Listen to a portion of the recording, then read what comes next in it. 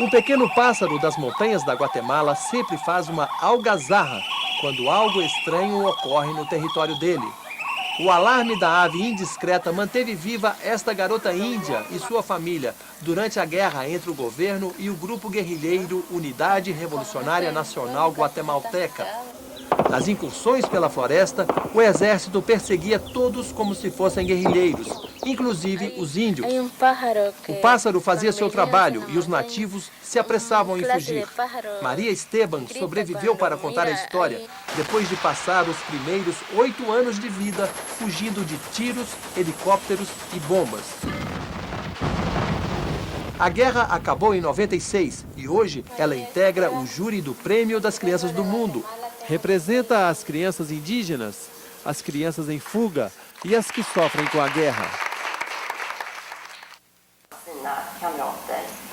Os estudantes de escolas públicas da Suécia conheceram alguns protagonistas de histórias tão duras quanto a de Maria Esteban. A organização do prêmio dividiu os participantes do evento em 6 grupos, que visitaram escolas de 1º e 2º graus por todo o país. Agora eu e esse grupo de crianças e jovens vamos para Uppsala, vamos fazer uma viagem. Uppsala fica ao norte de Estocolmo, é uma cidade tipicamente universitária. Este é um dos 6 grupos que vão visitar escolas públicas suecas. Já na chegada ao primeiro colégio, dava para perceber a excitação dos estudantes. Tchau! Tchau! Será que ele tá falando tchau mesmo? As escolas públicas suecas são absolutamente organizadas e os alunos comportados. Eles deixam os sapatos na entrada e circulam apenas de meias. Diante da turma, os convidados contam seu calvário. Kalpana relata os dias de escrava sexual na Índia. Gedeilson relembra as agruras de quem trabalhou nas ruas de Colatina, no Espírito Santo. O sudanês Matiek fala dos 5 anos que passou como escravo. Chegaram a pregar-lhe os pés no chão para desestimular novas tentativas de fuga. Os estudantes suecos, boquiabertos, têm dificuldade em absorver histórias duras, até então confortavelmente distantes. Depois de ouvirem em silêncio, esperam a vez de perguntar.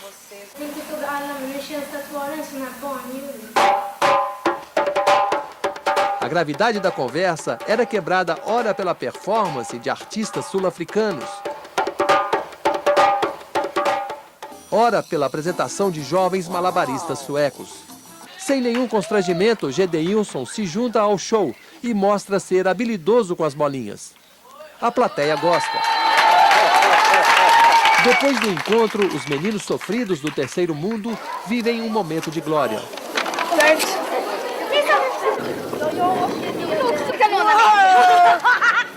A professora Mai estava tão empolgada quanto as crianças. Diz que os alunos leram sobre os convidados e estudaram os países de onde vieram. Mas agora é como se o mundo dessas pessoas fizesse parte da vida deles. O que acontece aqui afeta outras pessoas no planeta. Se alguém escraviza o semelhante ou destrói o meio ambiente, isso me afeta como ser humano.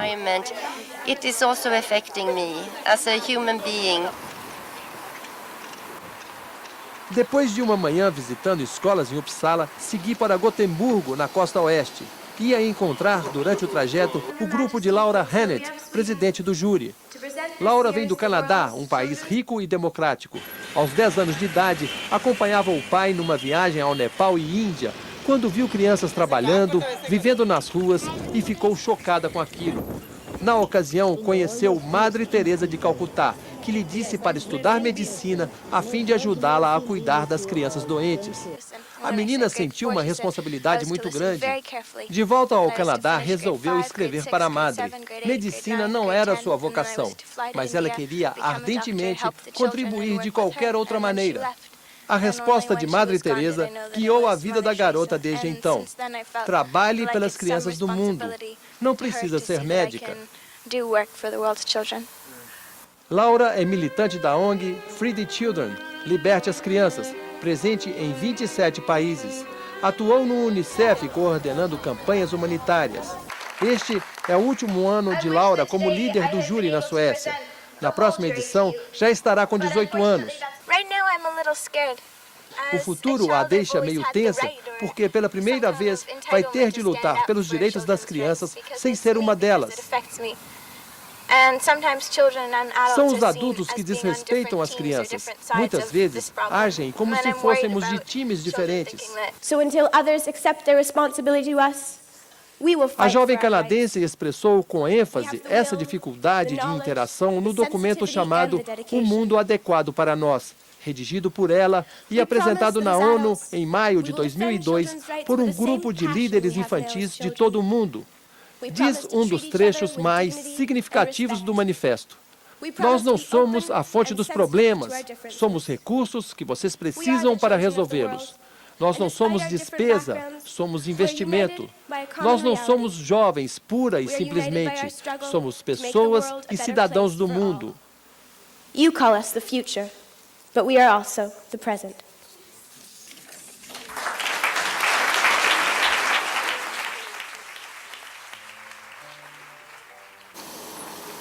De volta ao trem para Gotemburgo. Como havia sido antecipado pela produção, o grupo de Laura, liderado pelo jornalista Andreas, embarcou em uma estação no meio do caminho e se instalou ao meu lado. Da janela do vagão, eu observava a Suécia passando a mais de 100 km por hora. Os meus olhos registravam um país sem dúvida sedutor. É um dos maiores da Europa, mas a população é pequena, apenas 9 milhões de habitantes, menor do que a cidade onde vivo, São Paulo, com 11 milhões. Dava para ver uma nação urbana, rural e industrial ao mesmo tempo. Não há grandes concentrações de nada. Passa uma fazenda, uma pequena cidade, um grande lago de água limpa, uma floresta, uma indústria e assim, respeitando o ser humano e o meio ambiente, o país passava embalado pelo leve balanço do trem. Na mesa comigo estão Mangaran e Laura. Mangaran, de 14 anos, é um garoto doce e ingênuo. Mesmo sem falar inglês, brincava com Laura. No fim, acabavam se entendendo muito bem. Enquanto observava enternecido a comunhão de dois mundos tão distantes, eu pensava na história do menino. Escravo em consequência de uma dívida familiar, prática comum no Paquistão, ele vive situação idêntica àquela enfrentada por Iqbal Masih, o grande inspirador do Prêmio das Crianças do Mundo, morto por lutar contra um costume tão abominável. O pai de Mangaran pediu dinheiro emprestado a um homem poderoso e não conseguiu pagar. Agora toda a família precisa trabalhar os próximos 20 anos numa fazenda do credor. O menino conseguiu recentemente o direito de frequentar a escola de manhã. À tarde, retorna à lavoura, onde fica até o pôr do sol. A rotina se repete nos fins de semana e feriados. O sonho do menino é se tornar professor e ajudar os entes queridos. Ele representa no júri as crianças escravas por dívida e aquelas que não têm existência legal. Todo ano nascem no mundo 132 milhões de crianças. 53 milhões nunca serão registradas.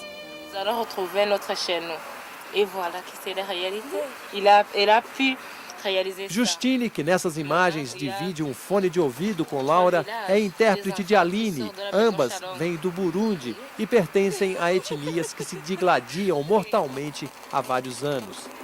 Aline tem 14 anos e é Tutsi. Justine, 23, e é Hutu. Elas se encontraram na Casa da Paz, dirigida pela ganhadora do prêmio Meg Barankitse. A família das duas foi dizimada em meio ao interminável conflito étnico. Aline presenciou a carnificina de seus parentes e por pouco não sucumbiu aos golpes de facão. They said, "She will die. Don't waste your time." Meg me disse que encontrou Aline debaixo de uma pedra esvaindo-se em sangue. O médico concluiu que a menina morreria em minutos. Meg insistiu no salvamento e o milagre aconteceu. Aline foi operada na Alemanha, sob ameaça de ficar com alguma deficiência física grave. Ela contrariou os prognósticos médicos. Depois disso, Meg passou a crer em Deus. It's the hand, I think, for God. Aline aparece feliz e sorridente nessas imagens feitas na Casa da Paz, no Burundi. Na Suécia, porém, era pouco expansiva. Justine lhe ensinou a dizer Twenga, sorria, em sua língua. Twenga, Aline. Mesmo assim, foi difícil ver os dentes da menina.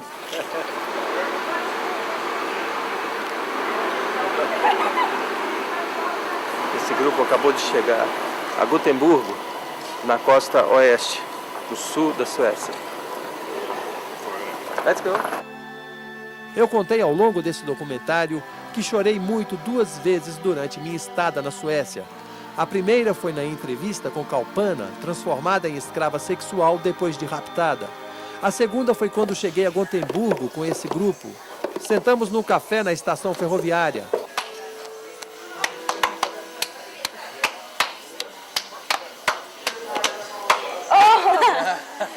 É a primeira vez que eu vi a Aline rindo desde que eu a conheci. Faz alguns dias que eu conheci a Aline, é a primeira vez que eu vejo ela rindo.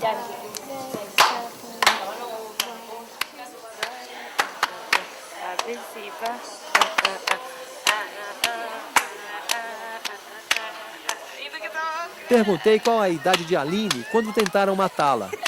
A resposta veio cortante como um punhal. 5 anos.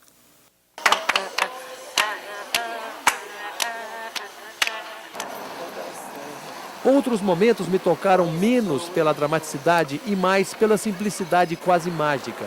Como a visita feita a uma casa de boliche organizada por Andreas, líder do grupo. A rua está lá em cima. Estou descendo uma série de degraus, porque a meninada do terceiro mundo vai jogar boliche. Vamos ver. Algumas daquelas pessoas entravam no lugar daqueles pela primeira vez na vida. Um ambiente moderno, ocidental e divertido.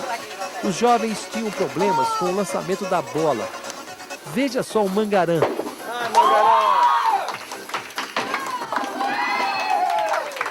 Mesmo assim, surpreendentemente, de vez em quando, acertavam algumas jogadas. Eu não participei da brincadeira. Preferi me concentrar em gravação de cenas engraçadas ou mesmo improváveis, como esta, em que a contida Aline se diverte feito uma criança comum, sem o peso das cicatrizes que carrega no corpo e na alma.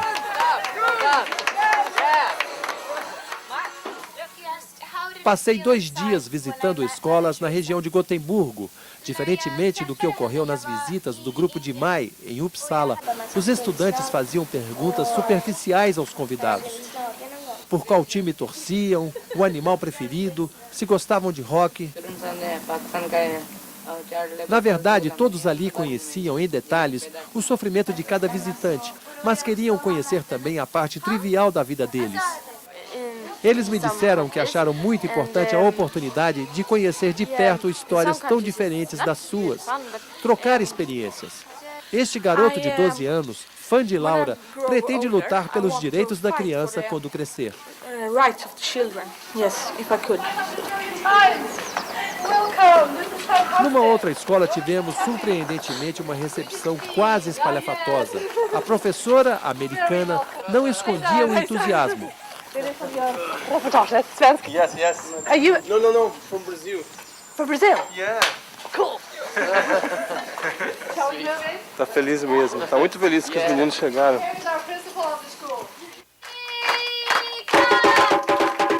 Depois da apresentação dos artistas sul-africanos, a dançarina Yanda, de 14 anos, convidava alguns alunos para uma pequena aula de dança. Nas outras escolas, poucas crianças se levantavam, visivelmente acanhadas. Nesta, em Lillandshamnsskolan, Gothenburg, A Yanda chamou algumas crianças para aprender alguns passos da dança. Todas levantaram.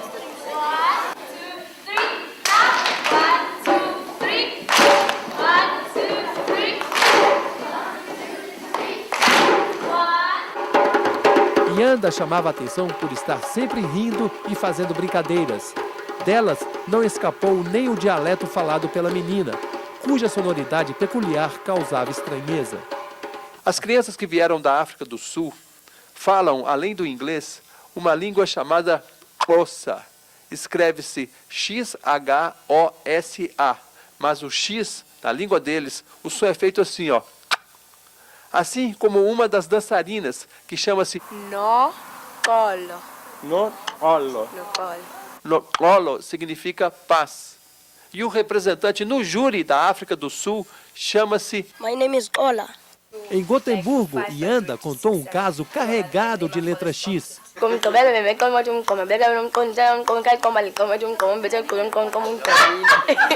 does it mean?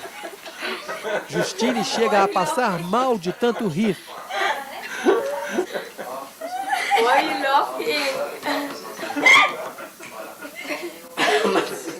Aline não se empolga muito. Mais tarde, Justine passava mal de verdade. Teve uma crise de malária, um mal típico do terceiro mundo que a persegue em todos os lugares. Uma companheira tão indesejável quanto sua trágica experiência pessoal. Ao vê-la passar fragilizada, ainda não totalmente refeita, sou tomado por um forte sentimento de solidariedade. Me sinto responsável por ela no nível que beira a urgência. Como nunca fez tanto sentido para mim a pregação de James Aguirre, Laura Hennett e Meg Barankitze. We are one family. Somos todos uma única família. E eu não concordo que nesta mesma família exista alguns morrendo de tanto comer, enquanto outros morrem de fome.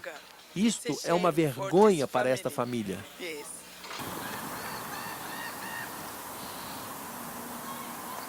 Compartilhei muitas emoções nos últimos dias de abril na Suécia, mas uma delas vivi sozinho.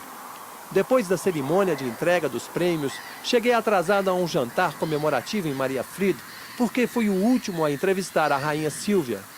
Em frente ao restaurante estavam bandeiras dos países participantes. Olhei para a nossa e me enchi de orgulho ao vê-la tremular, tocada pelo vento frio da Suécia. Aquela bandeira representava um país onde 155 mil voluntários se mobilizam na pastoral da criança em torno de um ideal de solidariedade, de amor ao próximo. São pessoas simples, anônimas, que lutam pela própria sobrevivência e ainda se dedicam a salvar, todos os anos, a vida de mais de 5.000 crianças.